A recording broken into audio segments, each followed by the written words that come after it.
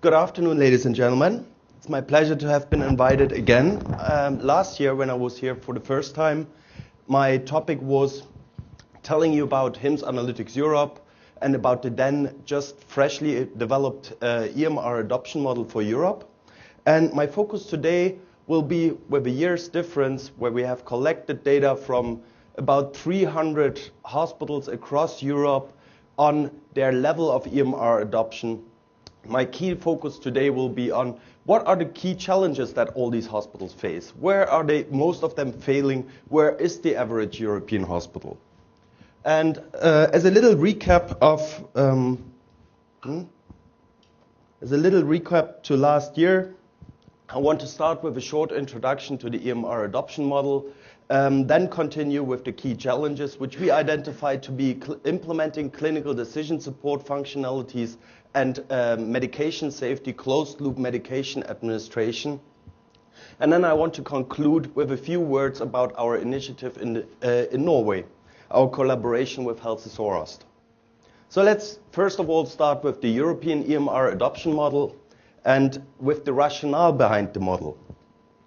Now, initially, most of the hospitals across Europe and actually worldwide focus on patient administration and implementing enterprise resource planning before they move into the clinical area of data collection. So the first step then is traditionally in areas where a lot of the digital data is created: laboratory, radiology, and the pharmacy. In the next step then, the key focus is on implementing an infrastructure that enables patient-centered storage and retrieval and processing of all this digital data. And then the next step focus is on enhancing this data repository infrastructure with more clinical information. And this is where one of the first challenges that we identify in Europe comes into play. Nursing documentation is often, in many countries, a still neglected topic.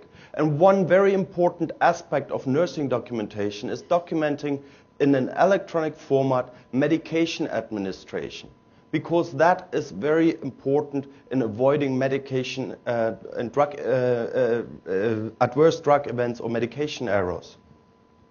In the next step then, having all this electronic data available, it is possible to implement second-level clinical decision support capabilities. And I come in a second back to why second level and what does that mean. But one aspect, and again in the context of medication safety here, is implementing e-prescribing functions. There is no point in implementing e-prescribing at an earlier level where you have less complete digital information available. Just take the example of drug allergy interactions. If the e-prescribing system doesn't know a patient has an allergy, it cannot provide a meaningful alert. The next level is then focusing on implementing complete digital image management. And I'm not talking about having a PACS available in the radiology, which can be the case in any stage 1 hospital. I'm talking about making really sure that there's no more analog images around, that all the images can be accessed centrally by any physician in need of the images at any point of time, at any place, so even across the borders of a hospital.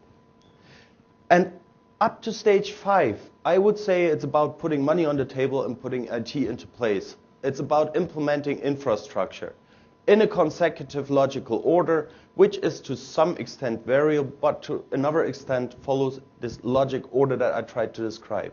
As of stage 6, IT is only about 50% of the equation.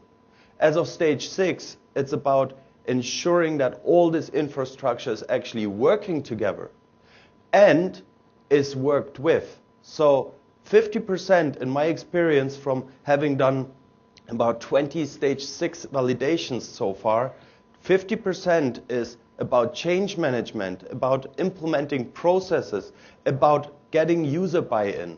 If you don't achieve that, you can have as much money spent on IT as you want. You will not succeed in mastering the key challenges. And ultimately at stage 7, it's again about driving what you have completed so far, and maybe at stage 6 in only some parts of the hospital, in certain departments. It's driving it across the whole hospital, thus facilitating that you are able to measure activity, clinical activity, link it to clinical outcomes, link it to business outcomes, be able to achieve true data continuity across the whole hospital, but also by doing so across the borders of the hospital. Now, let's go a little bit more into clinical decision support. We differentiate 3 levels. The first level, actually you can debate whether it's any decision support because it is pretty much just an error check during order entry. So if you have a duplicate order, you get a simple alert saying, well, this has already been ordered.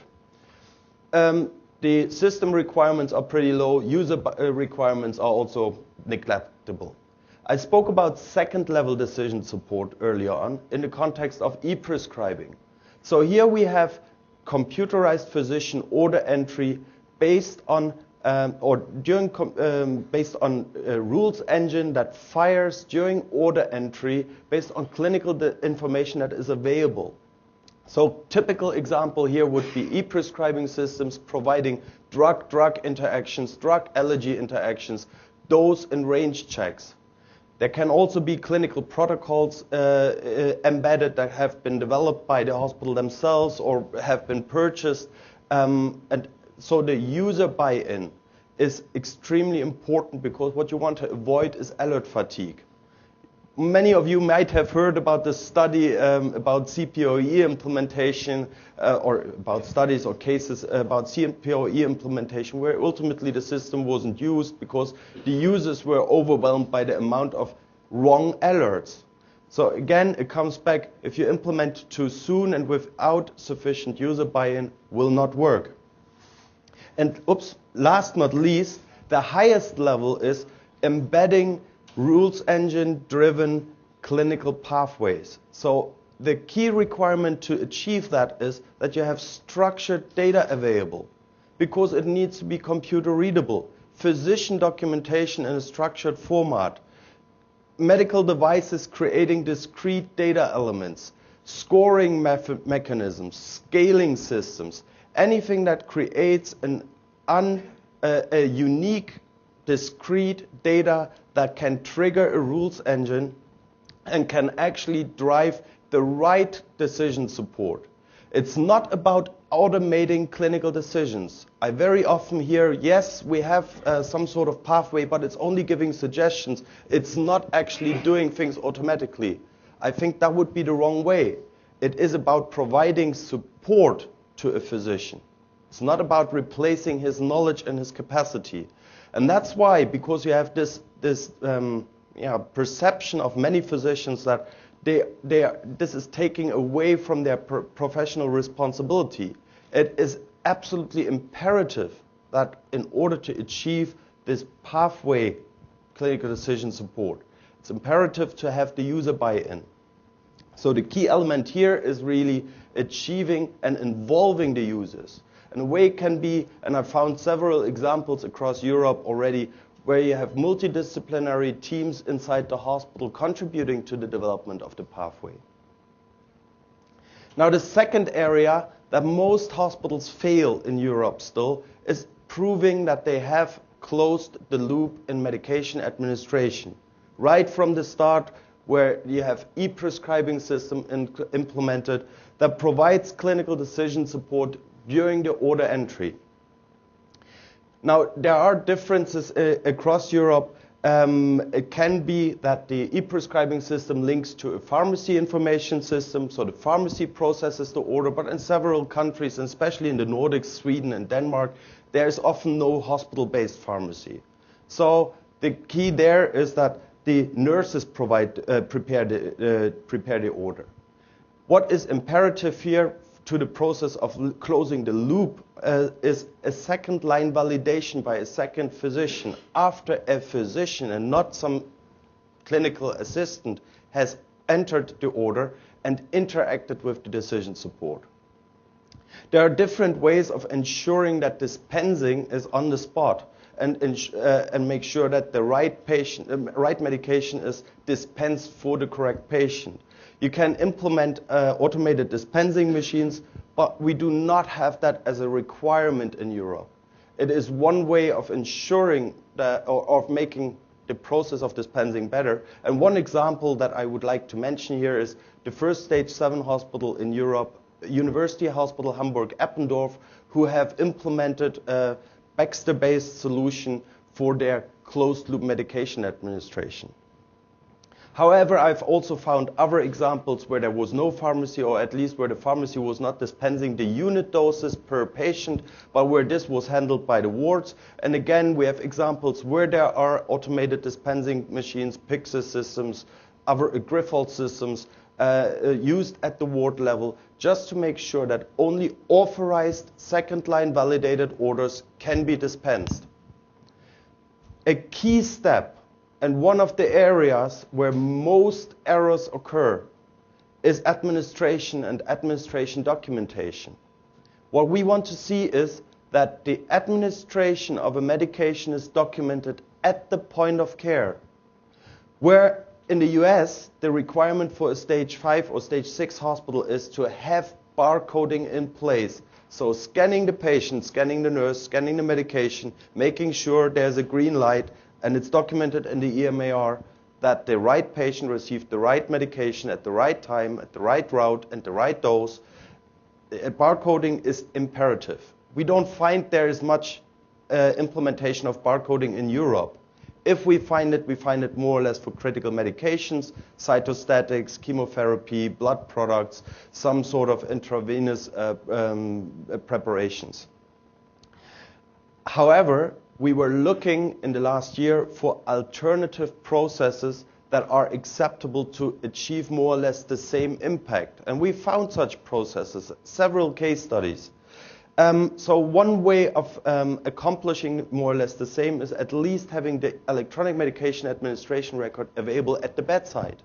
We do not want to see that the nurse is taking the pills, documents on a piece of paper, I've given this and that, and goes back to the computer, and at some stage later on, or maybe even another nurse transcribes it into the system. That's error prone.